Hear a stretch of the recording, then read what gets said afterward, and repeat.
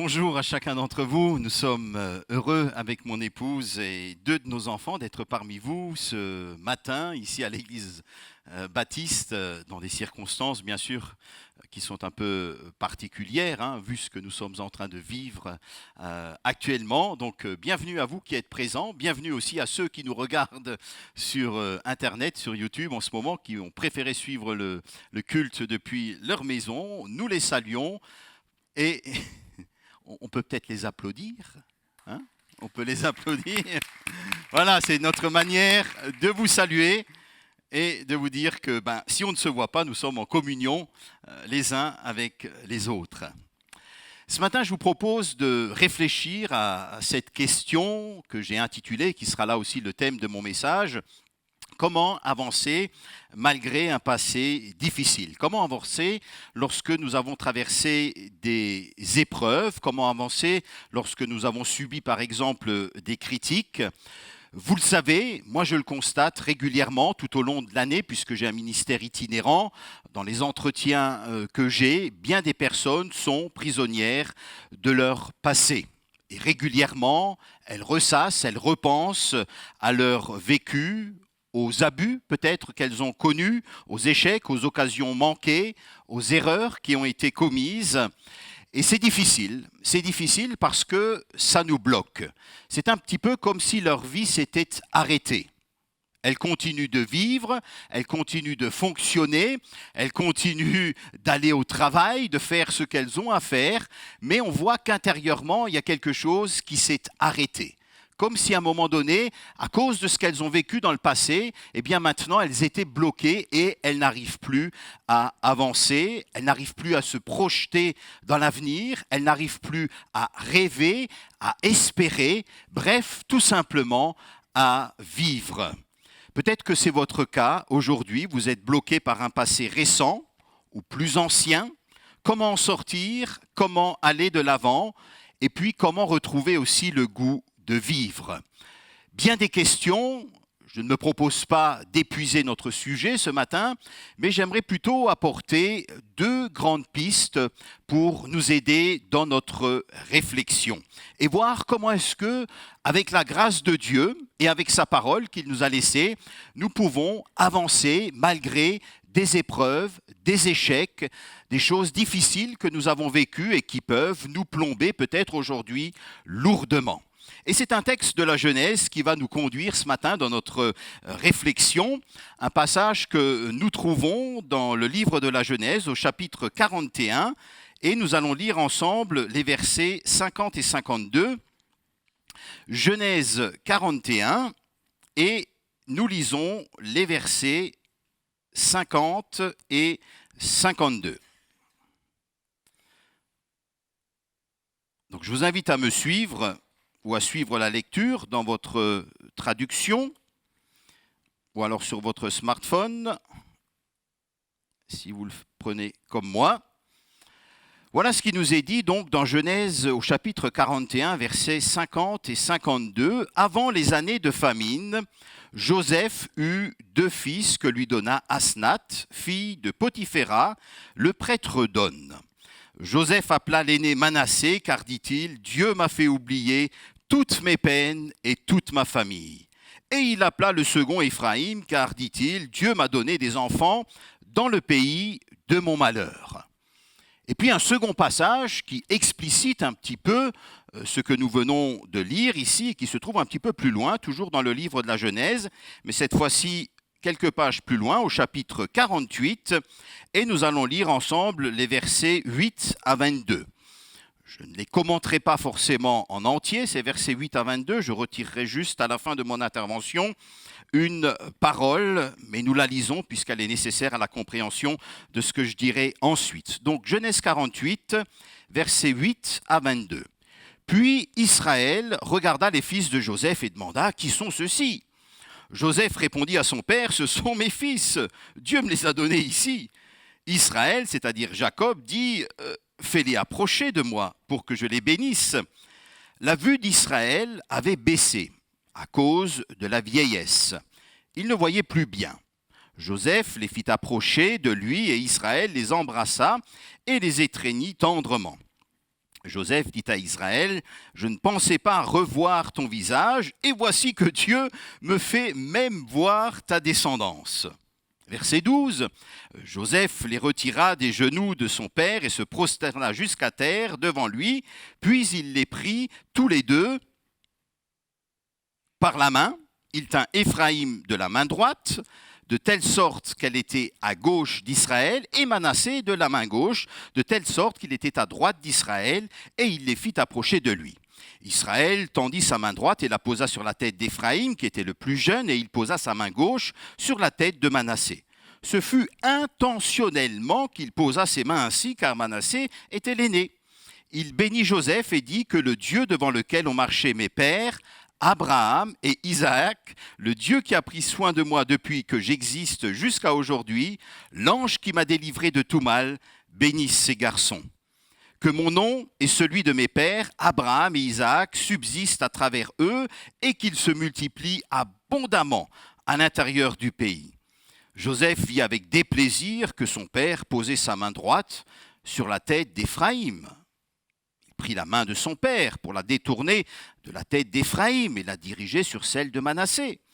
Joseph dit à son père, « Ce n'est pas juste, mon père, car c'est celui-ci qui est l'aîné. Pose ta main droite sur sa tête. » Son père refusa et dit, « Je sais, mon fils, je sais. Lui aussi donnera naissance à un peuple. Lui aussi sera grand, mais son frère cadet sera plus grand que lui, et sa descendance remplira les nations. » Il les bénit ce jour-là, et il dit, « C'est par toi qu'Israël bénira en disant, que Dieu te traite comme Éphraïm et comme Manassé. » Il plaça Éphraïm avant Manassé. Joseph, vous le savez, est un personnage de premier plan dans le livre de la Genèse, puisque vous avez un tiers de la Genèse qui relate ce qu'on appelle la saga de Joseph. Une histoire que nous n'allons pas rappeler ici, puisque c'est une histoire dense, mais une histoire que nous connaissons tous et que vous retrouvez, si ça vous intéresse et si vous avez envie de la lire dans son intégralité, dans les chapitres 37 à 50. L'histoire de Joseph, c'est pas n'importe quelle histoire, c'est une histoire qui est pleine de rebondissements. Une histoire aussi avec beaucoup d'émotions. Une histoire réelle, une histoire qui nous rejoint, qui nous parle déjà de la difficulté de la vie entre frères avec la jalousie, des déchirures, la trahison que nous connaissons, de nombreuses péripéties lors de son séjour en Égypte, l'esclavage, le fait qu'il se retrouve prisonnier, et puis ensuite, du jour au lendemain, voilà qu'il se retrouve vizir du pays, c'est-à-dire Premier ministre, avec une place à laquelle il ne s'attendait absolument pas. L'histoire de Joseph, c'est l'histoire à la fois d'une déchéance, d'un homme qui a beaucoup souffert et d'un homme qui va connaître une réhabilitation extraordinaire. Et le texte biblique ne le dit pas, mais en filigrane, on discerne derrière l'histoire ou dans l'histoire de Joseph toute la grâce, toute la bonté de Dieu. La main de Dieu qui, dans toute cette histoire, conduit toutes choses jusque dans les situations les plus compliquées, les plus difficiles. La grâce de Dieu qui est toujours première dans nos vies et aussi en particulier dans l'histoire de Joseph. Joseph donc, un homme avec une histoire, avec un lourd passé, un homme qui, d'un point de vue humain, il faudrait peut-être le souligner ce matin, avait toutes les raisons et toutes les bonnes raisons pour rester bloqué dans son passé et pour en vouloir, comme on le dit souvent, au monde entier. Parce que tout le monde ou beaucoup de personnes lui ont fait du mal. Et pourtant, nous allons, et vous le savez, Joseph est un homme qui s'en est sorti. Non seulement qui s'en est sorti, mais un homme aussi bienveillant. Un homme qui est reconnaissant. Reconnaissant pour la vie, reconnaissant aussi pour tout ce qu'il a pu vivre. Alors qu'il est en Égypte, dans une période faste de sa vie, il y a 2 enfants qui vont naître de son union. Et les noms que Joseph va donner à ses enfants sont très révélateurs. Ils sont intéressants. Pourquoi ? Parce que, vous le savez, dans la Bible, le nom, c'est quelque chose d'important. Pourquoi ? Parce que le nom, ça représente souvent la personne. Alors, ça ne va pas forcément la déterminer, mais ça la représente. Ça veut dire que c'est souvent en lien soit avec le projet de Dieu pour cette personne-là, soit avec un vécu dans la famille. Nous, par exemple, avec notre famille, avec mon épouse, nous avons décidé d'appeler notre petit dernier, qui est là ce matin, Raphaël, de ce nom-là, puisque lorsque mon épouse l'attendait, il y avait un fort taux de probabilité que le petit naisse trisomique.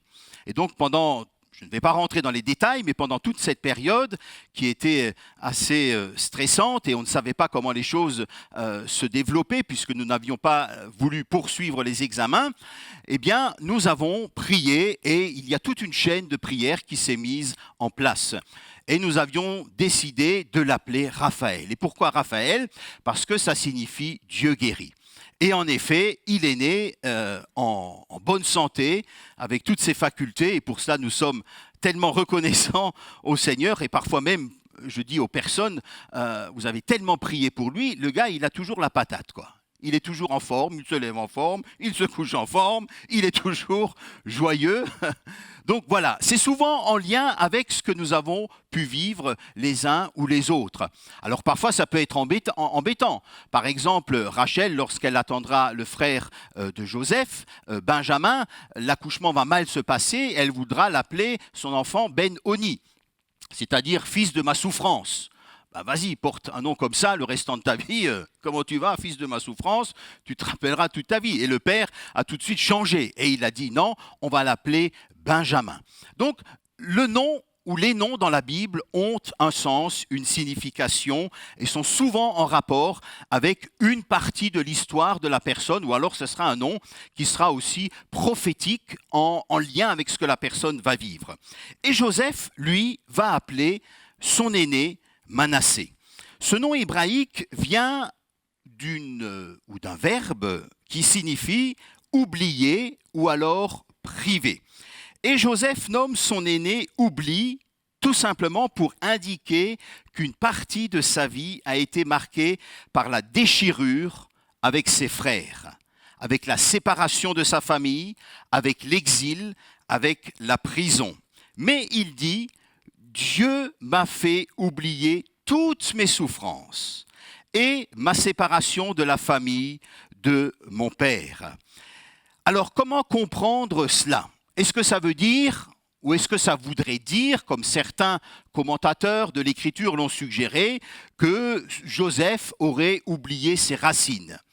Et est-ce qu'il a réellement oublié la maison de son père ? C'est-à-dire qu'il ne s'en souvient plus du tout et que, étant donné qu'il se trouve en Égypte dans une nouvelle situation, il n'en a plus rien à cirer.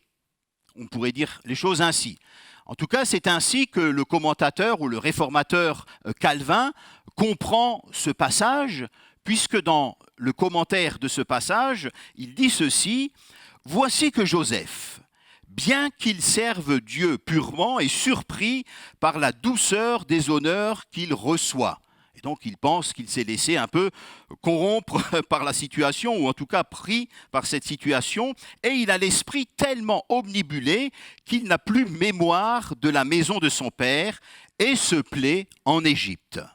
Toutefois, c'était presque se séparer du troupeau de Dieu, et Calvin termine ainsi : « À grande peine peut-on excuser l'oubli de la maison paternelle. » Alors sur ce coup, difficile de critiquer Calvin, hein, c'est une institution, en plus il en a écrit une, mais sur ce coup, apparemment il s'est trompé, puisque Joseph n'a pas oublié la maison de son père.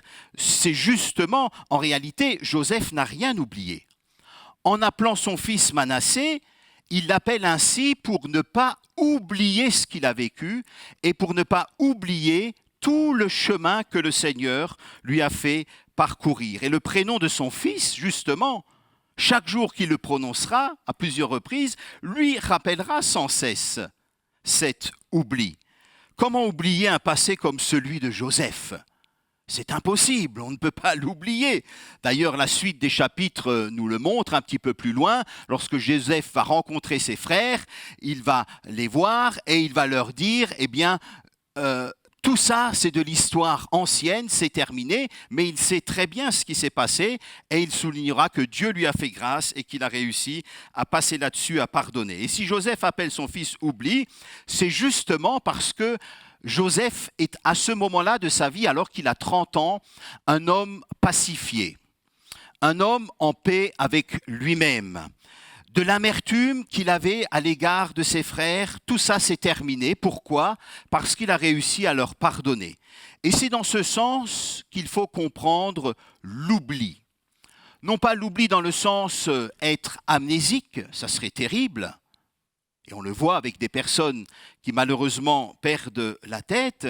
Oublier, c'est savoir ce qui s'est passé, mais c'est de l'histoire ancienne, je suis passé dessus, ça ne me fait plus mal, ça ne m'affecte plus, parce que la grâce de Dieu s'est manifestée et que le pardon s'est révélé.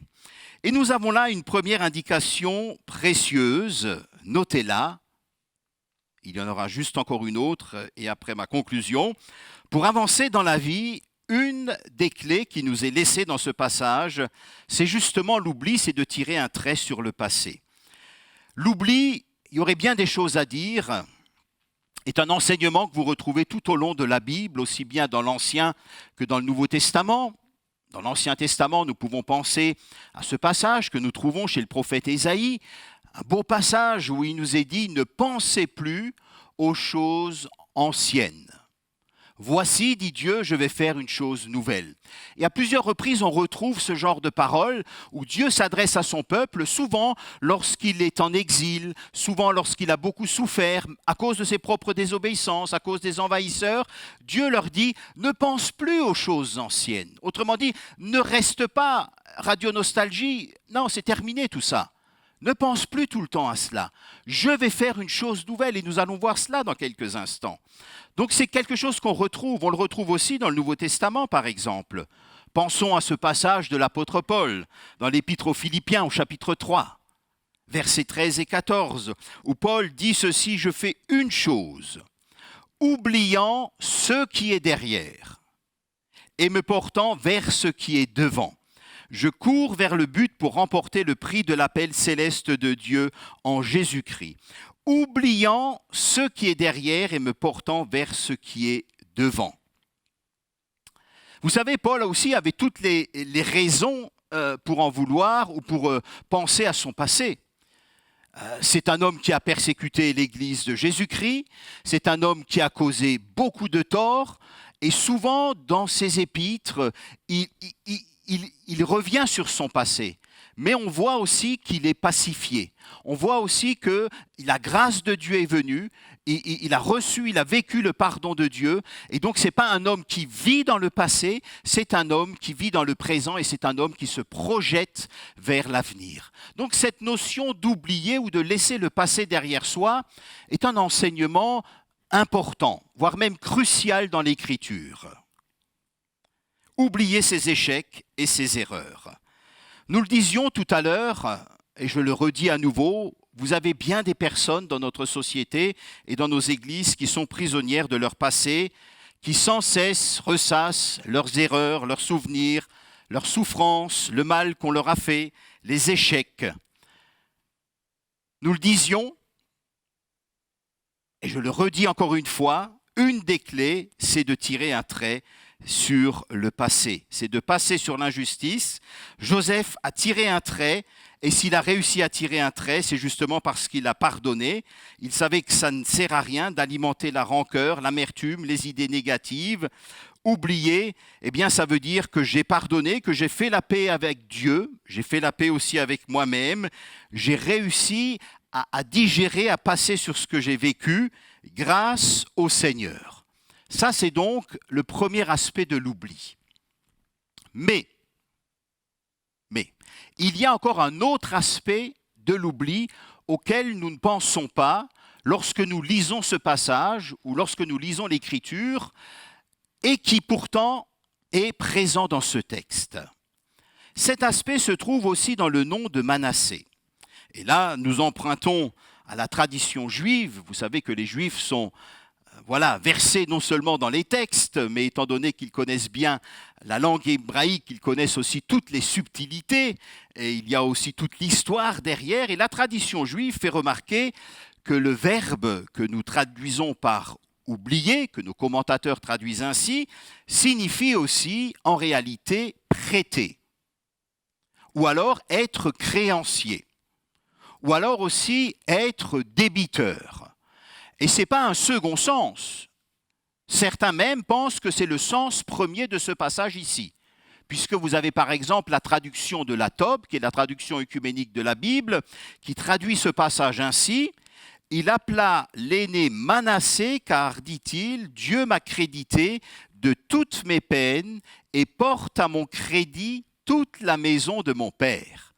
Donc, eux ont choisi de mettre en avant justement ce verbe de créditer ou d'être débiteur. Cette traduction est intéressante.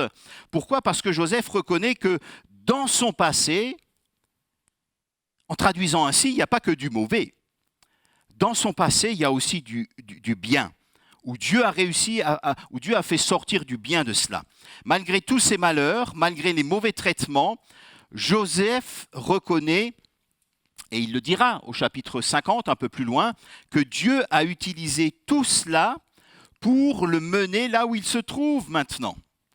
Et donc Joseph sait qu'il est débiteur de tout cela. Il doit quelque chose à son passé. Parce que s'il se retrouve aujourd'hui dans cette position de Premier ministre, il doit quelque chose non seulement au Seigneur, mais il doit aussi quelque chose à tout ce qu'il a pu vivre, tous ces événements douloureux, difficiles qui l'ont conduit, qui l'ont mené là où il se trouve aujourd'hui. Alors Manassé, c'est ça. On retiendra ces deux pensées. Manassé, c'est l'oubli, avec ce double sens, à la fois laisser le passé derrière soi, et c'est possible uniquement à partir du moment où on a fait un travail sur soi-même, où on a pardonné, où on a réglé les choses avec Dieu, où on est pacifié aussi soi-même intérieurement, et si possible, on les réglera aussi avec les autres.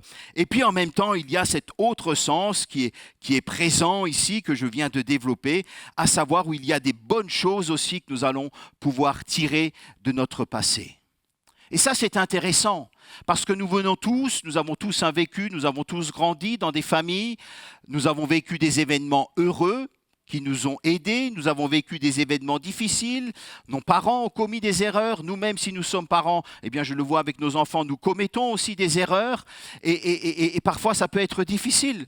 Mais même des choses difficiles que nous avons pu vivre dans notre expérience, dans notre vie, qui sont soit le fait d'hommes, soit le fait tout simplement de circonstances de la vie qui ont été difficiles, il y a quelque chose de bon qui peut venir de cela.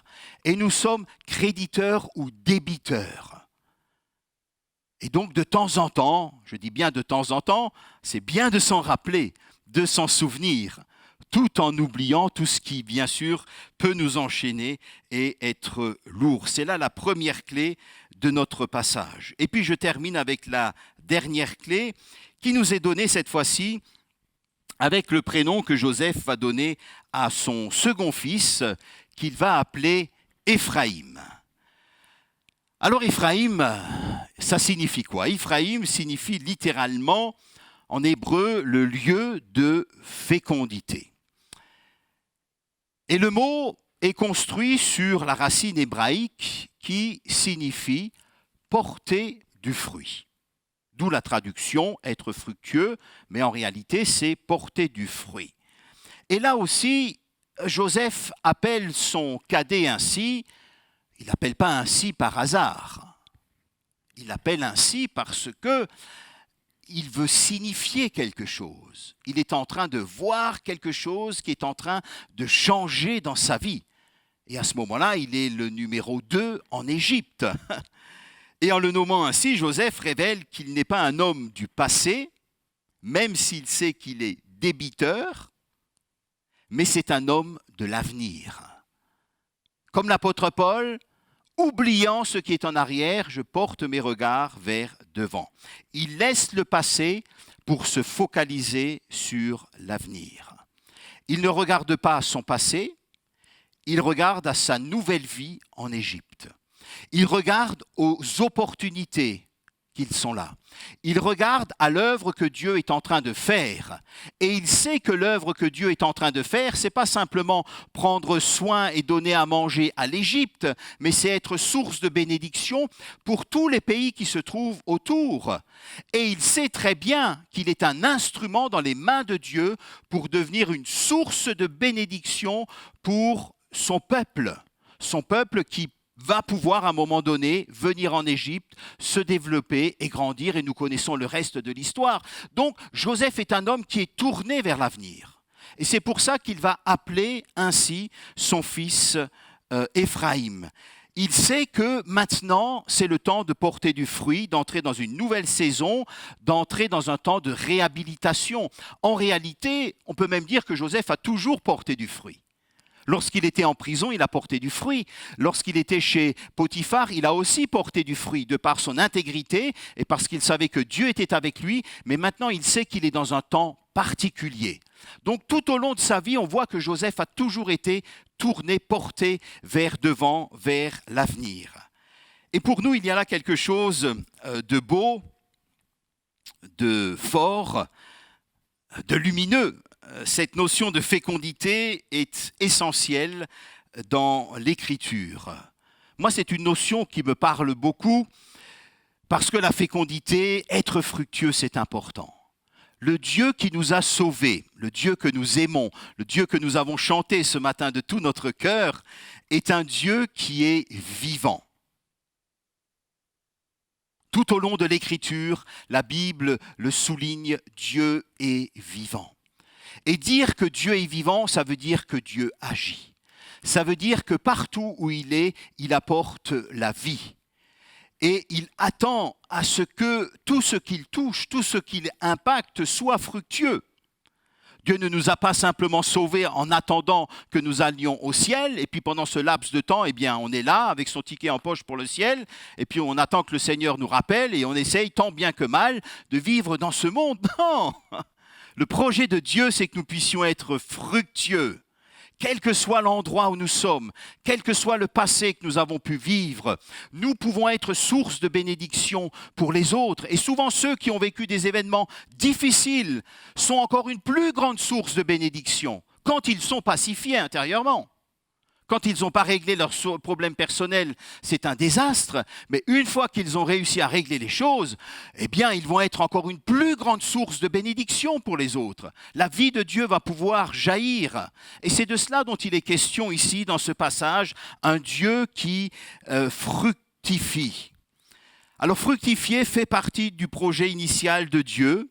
Dès le début de la Genèse, nous le voyons, on retrouve exactement le même verbe au chapitre 1, et au verset 28, lorsque Dieu dit à l'homme et à la femme, « Soyez féconds ». Alors, on peut aussi traduire ce passage que votre vie soit féconde, parce que si on le prend dans le sens premier, il s'agirait uniquement d'avoir une progéniture, mais c'est beaucoup plus large que cela. C'est en réalité que votre vie soit féconde. Dieu nous appelle à la vie, à ce que ses enfants, à ce que son Église soit fructueuse. Et c'est la deuxième clé pour avancer. Et comme je le disais, il y a quelque chose de beau ici, de lumineux. Peut-être que vous vous dites, moi ce sont des paroles que j'ai souvent entendues, notamment dans des entretiens, où des personnes me disent que leur histoire est terminée, qu'il n'y a plus d'avenir, qu'il n'y a plus d'espérance, que c'est trop difficile. L'histoire de Joseph et le fait qu'il appelle son second fils Éphraïm nous montre que la vie peut toujours jaillir, que l'être humain peut toujours porter du fruit. Quelles que soient les épreuves que nous avons traversées, quels que soient les échecs, quelles que soient les blessures, les erreurs, les manquements, et nous en avons tous. Il n'y a pas simplement des événements douloureux, difficiles que nous avons pu vivre. Il y a aussi nos propres fautes qui parfois nous poursuivent, qui nous hantent, qui sont là. L'ennemi utilise même cela aussi pour nous déstabiliser. Eh bien, il y a cet appel à porter du fruit, à nous tourner vers l'avenir qui est présent. Dieu est là et notre vie peut être fructueuse malgré, et je dirais même plutôt grâce à ce que nous avons vécu. si nous avons réussi à pacifier avec la grâce de Dieu tout cela. Alors avant de conclure, il y a encore une chose que j'aimerais relever ici. Il y en a plusieurs, mais on en relèvera simplement une dans notre texte à propos du nom d'Éphraïm. La chose que j'aimerais relever, c'est que la tradition juive, ici, au début de chaque sabbat, le vendredi soir, reprend les paroles de bénédiction de Jacob sur ses deux petits-fils. Paroles que nous avons lues tout à l'heure et qui se trouvent en Genèse 48 au verset 20. Tous les Shabbats, ils vont citer ces paroles-là. « Puisse l'Éternel faire que tu sois à l'image d'Éphraïm et de Manassé. » Donc chaque fois, il dit cette bénédiction. On l'a lu tout à l'heure. Israël dira, et donc, puisse l'Éternel faire que tu sois à l'image d'Éphraïm et de Manassé. Et chaque année, le soir de la fête du Yom Kippour, c'est-à-dire le jour du grand pardon, tous les Juifs vont reprendre cette parole et vont bénir ainsi leurs enfants. Alors la question qu'on peut se poser ici, et que certains ont posée d'ailleurs, à commencer par les Juifs eux-mêmes, c'est pourquoi bénir ces enfants en leur souhaitant d'être à l'image d'Éphraïm et de Manassé. Éphraïm et Manassé qui sont quand même dans la Bible, disons-le, ce qu'on appelle des personnages secondaires. Pourquoi ne pas bénir au nom d'Abraham, le père de la foi? Pourquoi ne pas bénir au nom de Jacob? Pourquoi ne pas bénir au nom de Moïse? Moïse qui est le numéro 1 dans l'Ancien Testament, qui est le grand médiateur de l'Ancienne Alliance, le seul qui pouvait se tenir devant Dieu, face à Dieu. Pourquoi bénir au nom de personnages secondaires? Eh bien, la réponse qui a été proposée ou suggérée me paraît très intéressante. Elle se trouve dans la signification des noms oubliés et fructifiés, c'est-à-dire que chaque semaine, chaque année, je dirais même chaque jour, il est nécessaire à nouveau de transmettre cette bénédiction à nos proches et de bénir nos proches. En tant que chrétiens, en tant que serviteurs de Dieu, en tant que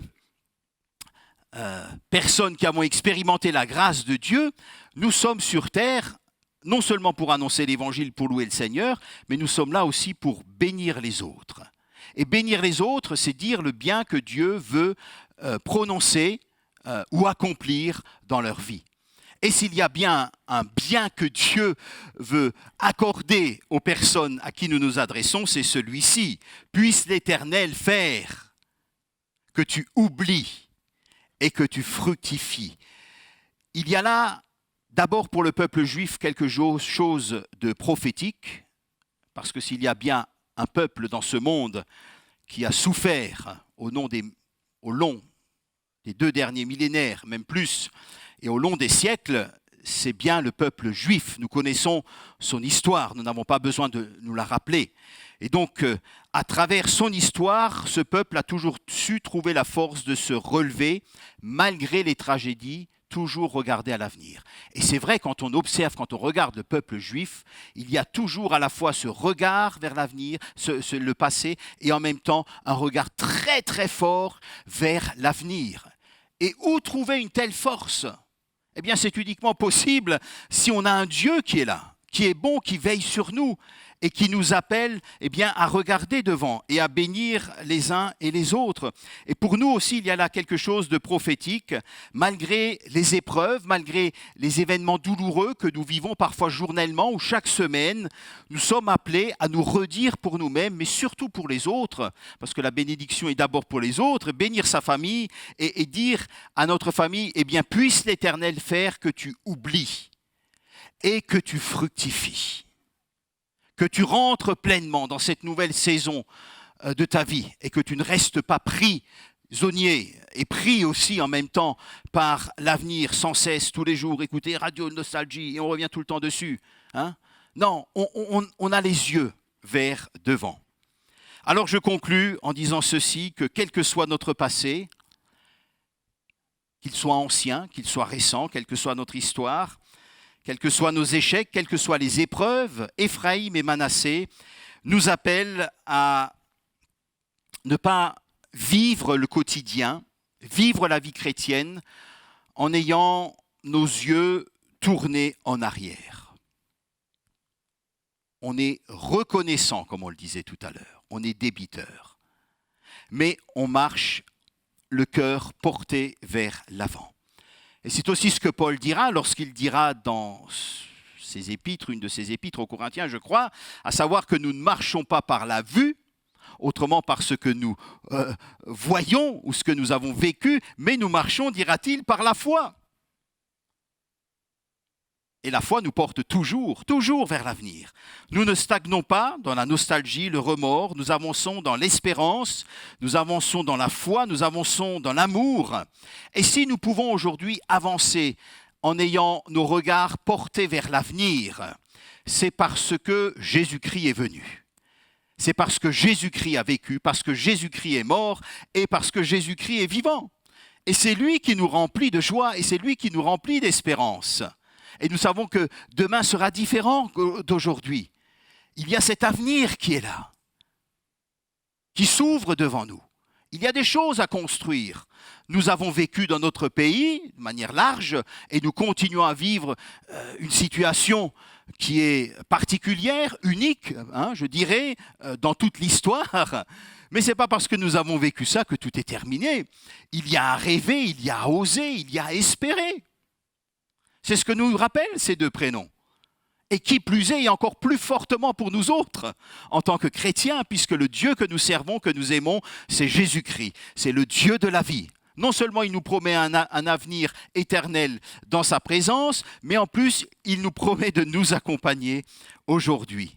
Alors nous voulons garder cette pensée à l'esprit. La bonne nouvelle, c'est que celui qui fructifie nos vies, c'est Jésus-Christ. Et il le fait au travers de la personne du Saint-Esprit. C'est le Saint-Esprit en nous, agissant dans la mesure où nous nous ouvrons à lui, où nous sommes attentifs à lui, qui permet justement à cette vie de pouvoir jaillir en nous, de pouvoir se manifester et de pouvoir aussi guérir les blessures de notre passé. Nous prions. Nous voulons, Seigneur notre Dieu, te remercier pour qui tu es. Te remercier pour cette histoire, ou cette partie juste de l'histoire de Joseph, qui nous rappelle en large, en grand, un peu ce matin, l'histoire de cet homme, Éphraïm et Manassé.